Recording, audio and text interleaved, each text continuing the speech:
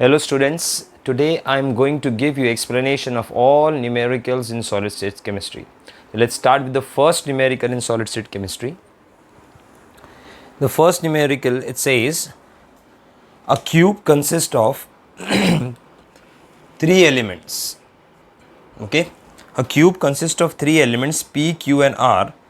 Element P occupies all corners, element Q at all face center, and element R is exactly at the body centered position. Okay. So for solution, let's make a cube. That's a unit cell. Now in this unit cell,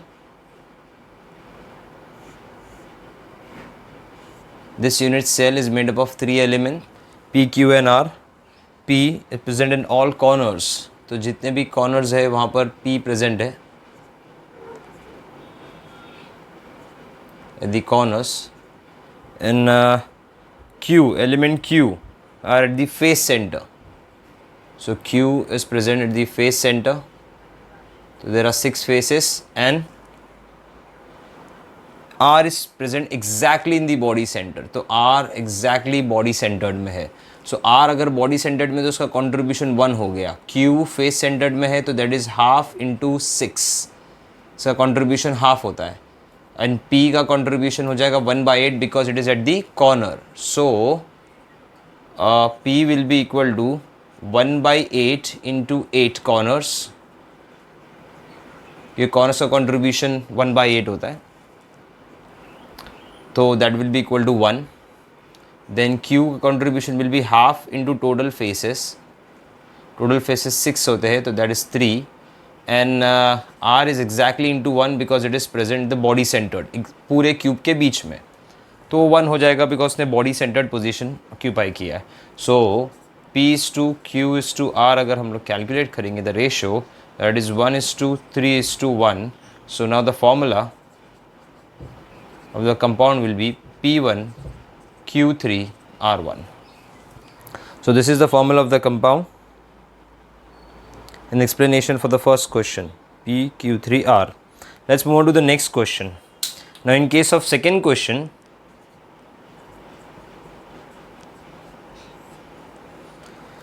it's given a cubic unit cell consists of element X at the corners except 1.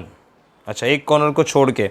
Okay, so cubic unit cell में element X is at the corner except 1. तो leaving one corner, एक corner छोड़ के बाकी सारे corners पे X है, and element Y at center of each face. What will be the formula? So वो क्या बोल रहा है कि if there is a cube, if we assume a cube,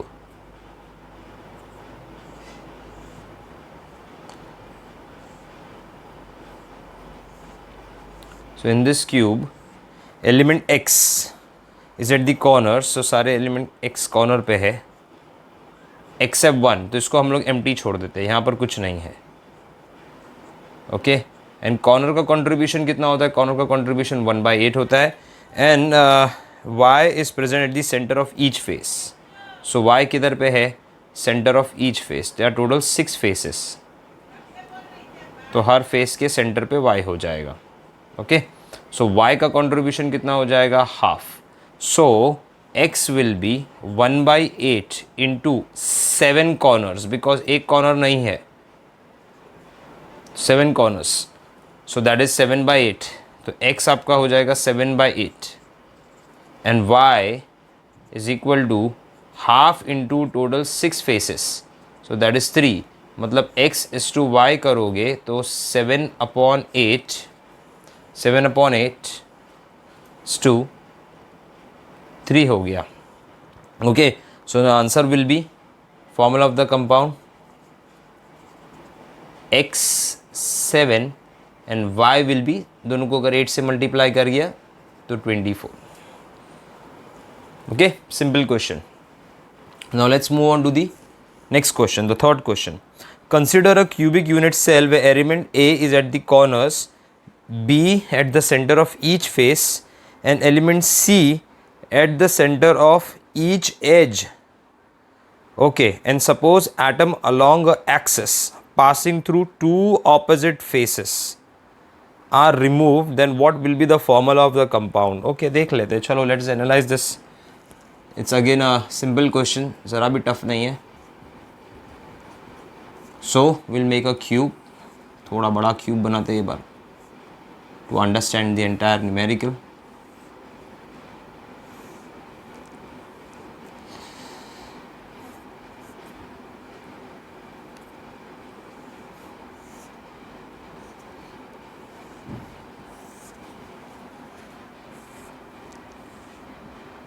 this is a cube here.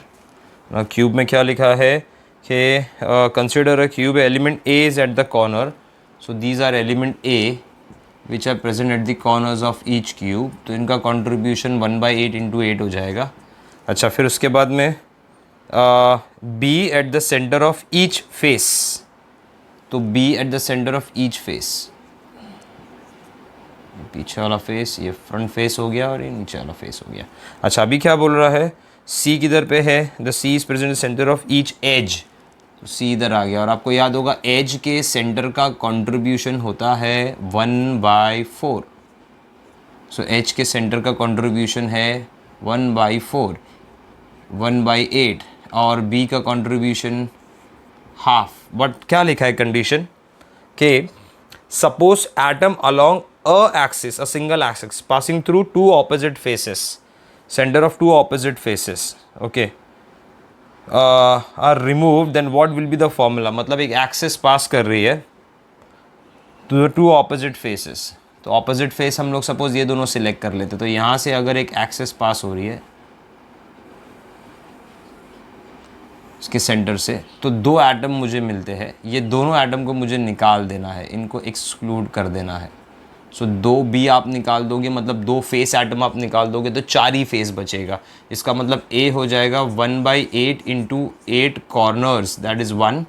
And B हो जाएगा half into faces. अब faces कितने बचे, 4, क्योंकि दो बी आपने निकाल दिया एक्सेस के through. So this is nothing but faces, 4 ही बचे, तो दैट विल बी 2. एंड सी हो जाएगा 1/4. एज सेंटर का कॉन्ट्रीब्यूशन इज़ 1/4 इंटू 12 एजेस. तो 12 एजेस, तो ये हो जाएगा 3. तो the formula will be A1 B2 C3 will be the required formula. Okay, now question number 4. Question number 4 में मेंशन किया है barium has a radius of 224 picometre and crystallize in BCC structure. और उसका रेडियस दिया है 224 picometre का. What is the edge length of the unit cell. Edge length of the unit cell मतलब A पूछा है. तो सबसे पहले barium. So barium crystallize in BCC. तो BCC के लिए एटम्स के लिए Z वैल्यू कितना होता है, 2 atoms per unit cell. Now in this question they have asked us to calculate the edge length. तो for BCC A is equal to 4r/√3. ये यूज़ करेंगे हम लोग. यहाँ पर आपको बेरियम का रेडियस वैल्यू दिया है 224 पिकोमीटर. तो आप यहाँ पर 224 पिकोमीटर यूज़ करके ए वैल्यू कैलकुलेट कर लेना. A value will come around 517.3 picometre. Simple है. एज लेंथ पूछा यूनिट सेल का and radius is given in this question. So these are 4 question, copy it down.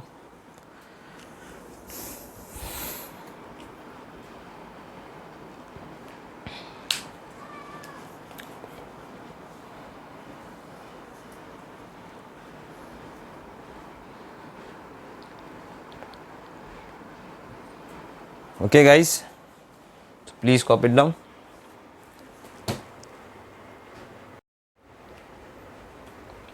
Okay, let's start with the 5th question. In 5th question it is given if the radius of palladium is 248 picometer and the lattice type is BCC, what is the theoretical density? So they are asking you to find out the density. Simple question है, एक ही formula use होगा. Palladium BCC है तो atom के लिए Z value 2 होता है. In case of BCC number of atom per unit cell is 2.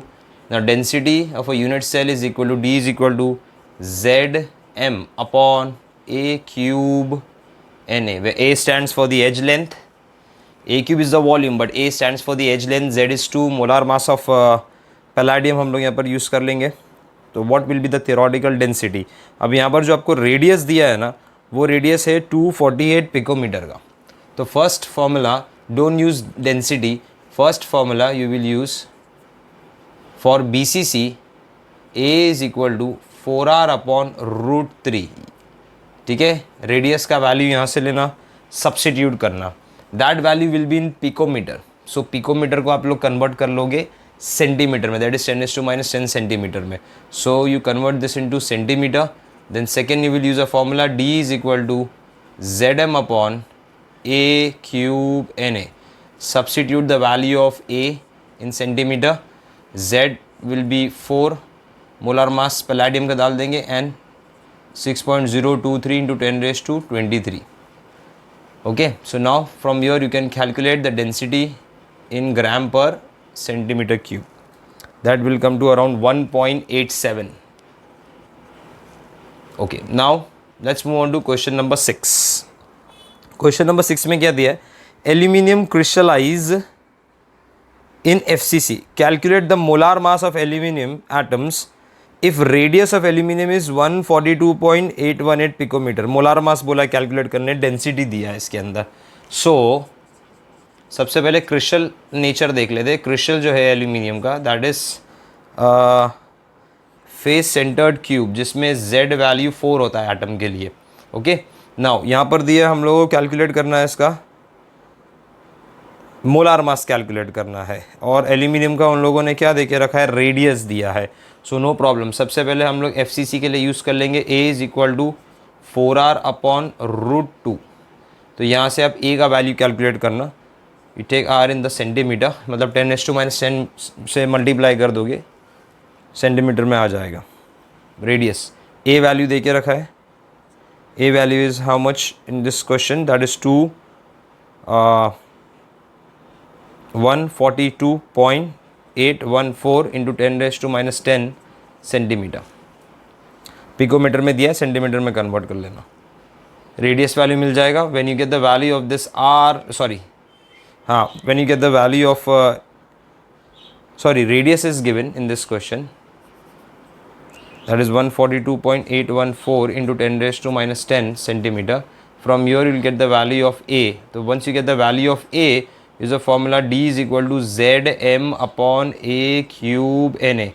So A तो यहीं से आ जाएगा. डेंसिटी क्वेश्चन के अंदर दे के रखा है, दैट इज़ 2.7 ग्राम पर CM क्यूब. इसके लिए आपको CM क्यूब में लेना पड़ेगा. 2.7 ग्राम पर सेंटीमीटर क्यूब दिया है, तो A should be in centimetre. From molar mass calculate करोगे, एवोगैड्रो पता है, Z value will be 4. From your will get the value of molar mass. ठीक है, एटॉमिक मास यूनिट में लिख देना, दैट कम्स टू अराउंड 26.81, उसके आसपास आ जाएगा. सिंगल एटम का बोला, इसके लिए AMU में 1 मोल होता तो ग्राम में लिखने का. Okay, now question number 7. Question number 7 में, a metal crystallize into 2 cubic system FCC and BCC whose edge length are 3.5 and 3 angstrom. Calculate the ratio of density of FCC and BCC. मतलब इन question number 7 में they have asked us to calculate density of FCC upon density of BCC. इसका ratio find करना है. सो density of FCC के लिए formula हो जाएगा, D is equal to Z of FCC. Same atom है तो M तो सेम रहेगा, अपॉन A क्यूब NA. अब यहाँ पर जो है एज लेंथ दोनों का डिफरेंट दिया है, तो ये एज लेंथ जो है वो FCC का है, cube NA, divided by Z of BCC into M. Molar mass will be same क्योंकि सेम एटम है, क्योंकि वहाँ पर क्लियरली मेंशन किया है a metal crystallise in 2 cubic system. अच्छा, ये हो जाएगा A of BCC the whole cube into NA. So this will get cancel out. So now you will have Z of FCC upon A of FCC. तो Z of FCC is 4. ठीक है, A of FCC हमको दिया है उसके अंदर that is 3.5 Armstrong. So 3.5 the whole cube into, this will go into numerator, A of BCC. So A of BCC is 3 Armstrong, so 3 cube upon it's given the Z. तो Z value for BCC कितना होता है? 2 होता है. So calculate करोगे, you will get the ratio. That ratio will come to around 1.259. Simple question है. Just finding out the ratio of their density. Okay. Now let's start with the next one. The next question is NH4Cl crystallize in BCC lattice. NH4Cl है. It's an ionic salt. It crystallized in BCC lattice of 387 picometer. Calculate the distance between the oppositely charged ion in the lattice, radius of NH4 plus and ion if the radius of Cl minus is 181 picometer. तो सबसे पहले वो calculate करने बोल रहा है distance between दी oppositely charge ion. Opposite charge ion का क्या है? तो पहले ये BCC स्ट्रक्चर में जा रहा है. तो क्वेश्चन नंबर 8 में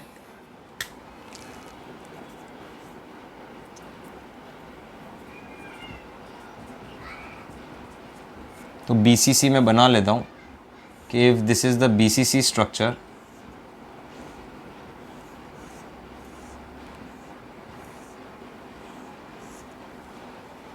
now in this BCC structure NH4Cl है, तो Cl minus at the corners. तो हम लोग इसको एक स्पीयर लेके चलते हैं और ज़्यादा इजी पड़ेगा कि ये सारे कॉर्नर्स के ऊपर में Cl माइनस प्लेस कर दिया है और सेंटर में जो है, in a centre there will be an NH4 plus ions somewhere here. This is NH4 plus ions. Okay और जितने भी कॉर्नर पे है वो सब के सब Cl माइनस है. So it's making a BCC type structure if you see properly. ये एक BCC टाइप स्ट्रक्चर बन गया है. अब इसके अंदर वो पूछ रहा है, सबसे पहला बोल रहा है कि calculate distance between oppositely charge ions.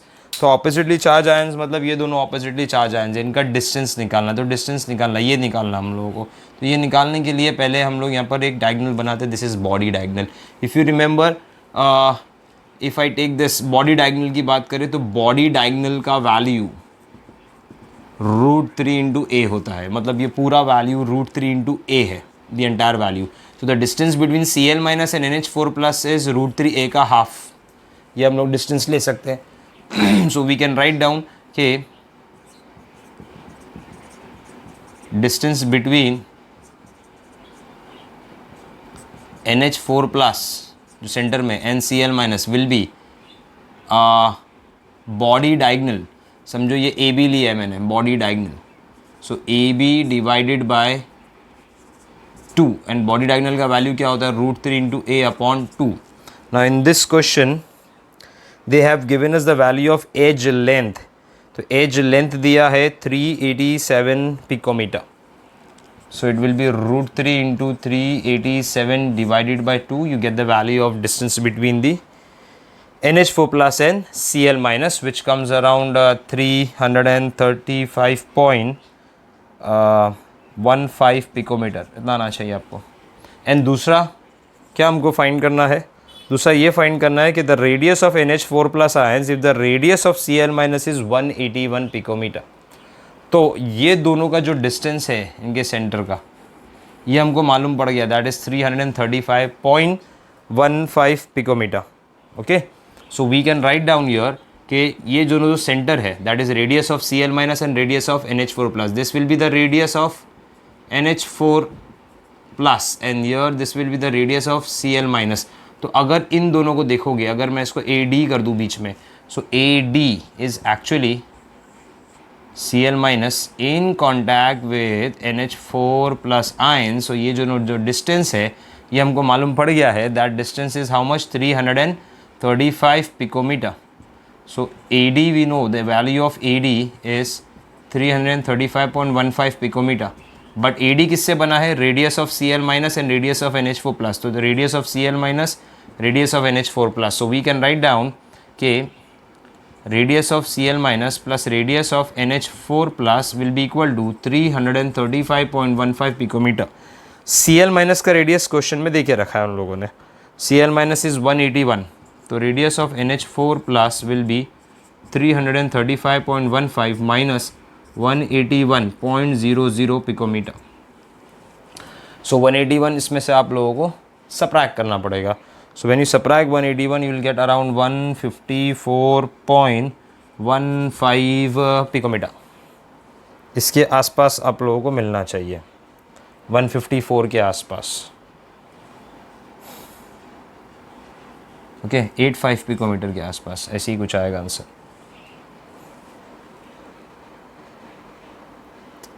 Okay guys, please copy it down.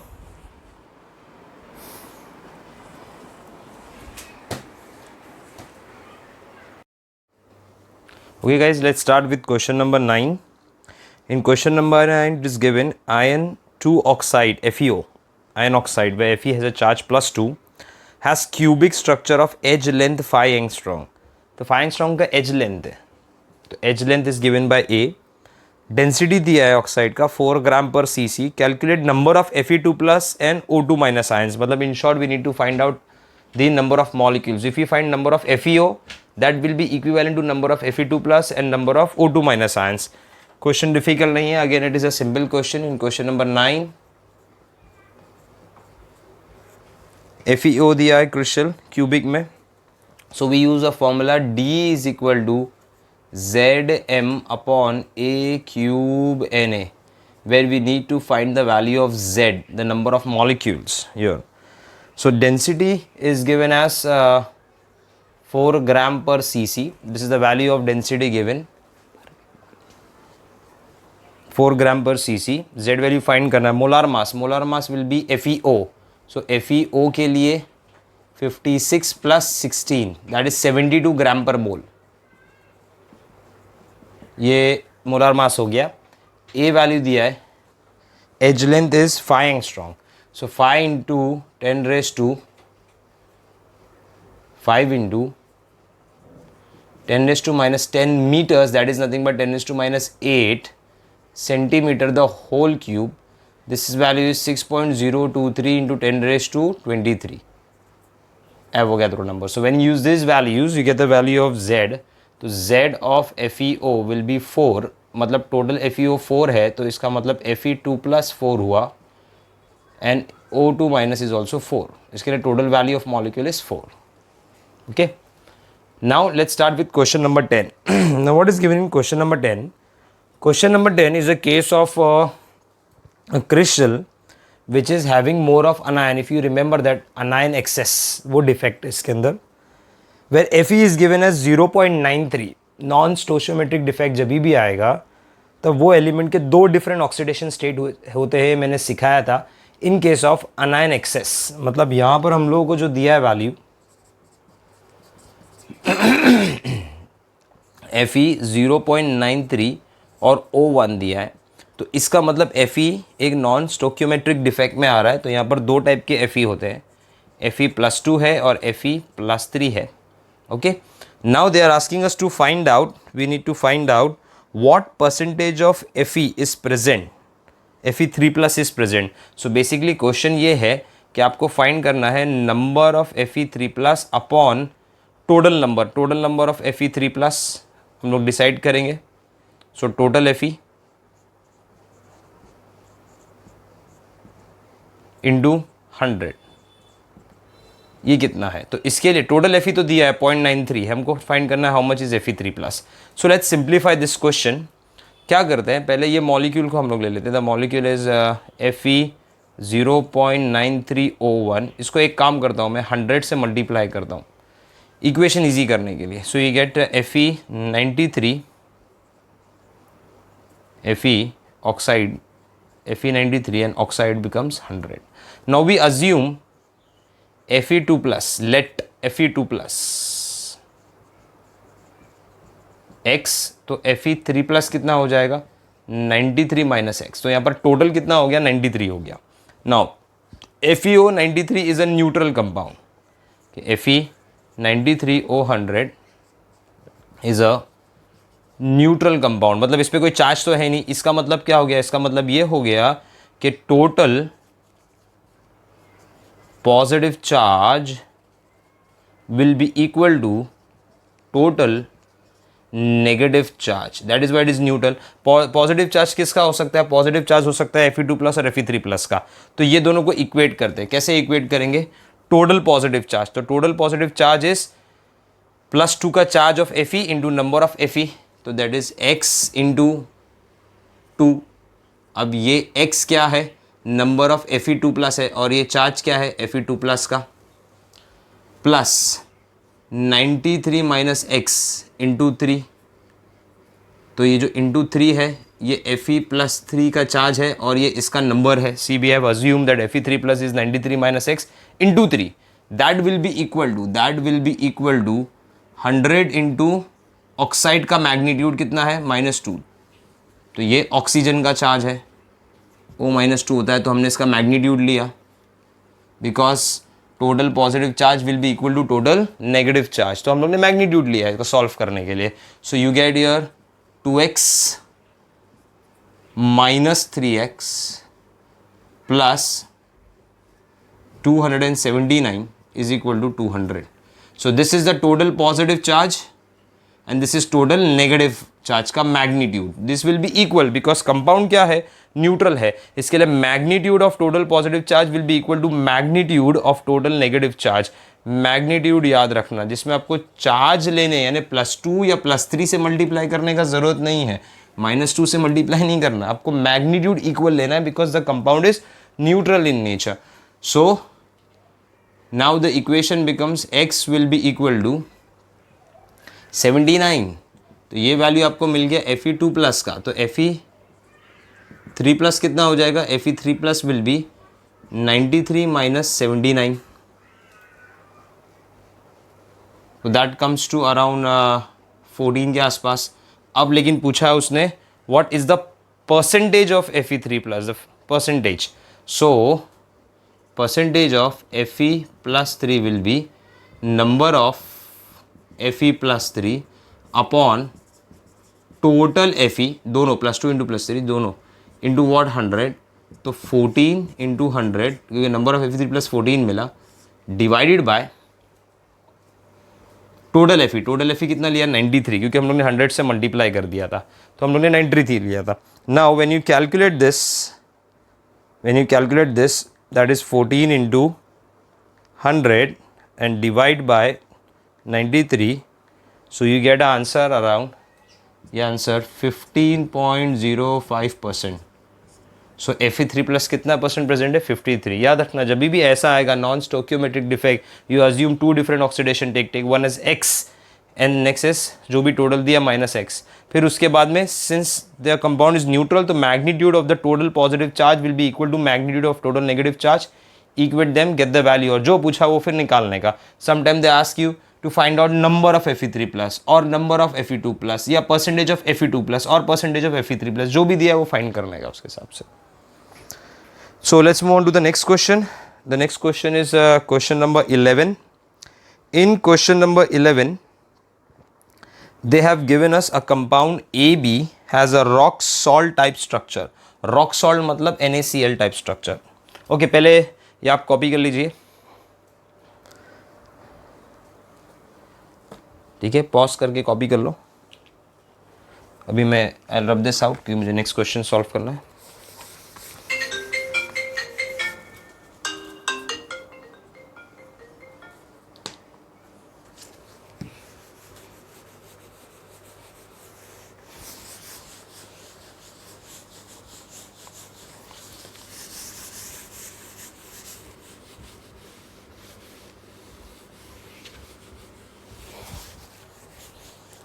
Let's move on to the next question.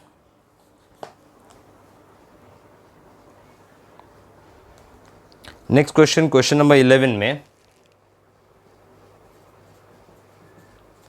AB is rock salt. Rock salt मतलब NaCl type structure, मतलब A प्लस और B माइनस अज्यूम करता हूँ मैं। तो अगर NaCl का structure आपको याद होगा, so if you remember in case of NaCl structure,